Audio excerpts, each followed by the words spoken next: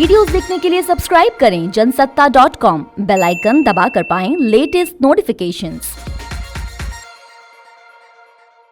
साथियों, भारत के लिए लोकतंत्र सिर्फ एक व्यवस्था नहीं है। लोकतंत्र भारत का स्वभाव है, भारत की सहज प्रवृत्ति है।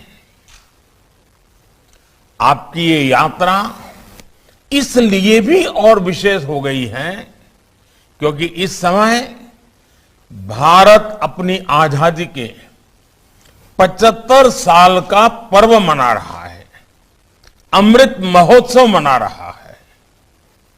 ये संयोग इस कार्यक्रम की विशिष्टता को तो बढ़ाता ही है, साथ ही हमारी जिम्मेदारियों को भी कई गुना कर देता है। मेरा एक विचार, one nation one legislative platform, क्या यह संभव है?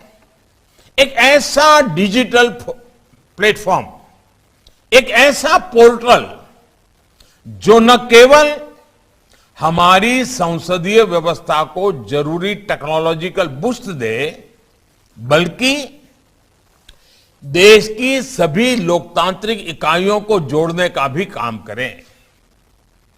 हमारे हाउसेस के लिए सारे रिसोर्सेज इस पोर्टल पर उपलब्ध हो।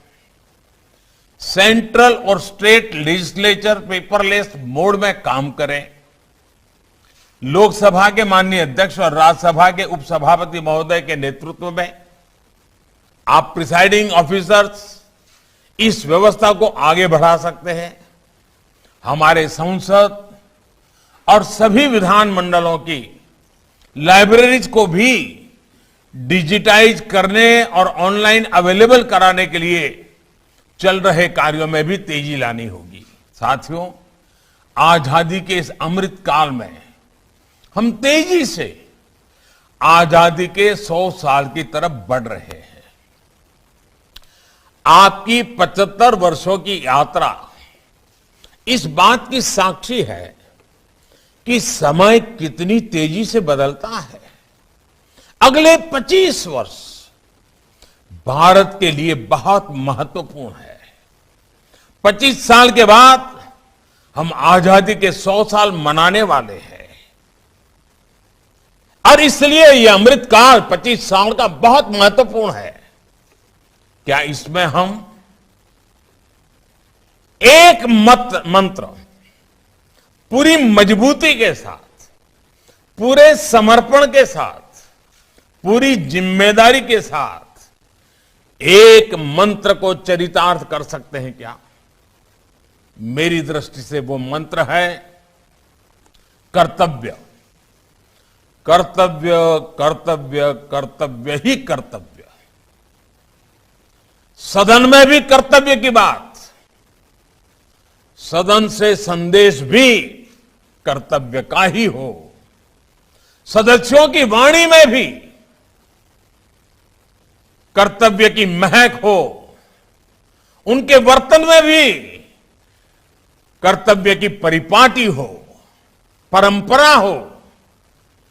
सदियों की जीवन शैली, आचार विचार में भी कर्तव्य प्राथमिक हो।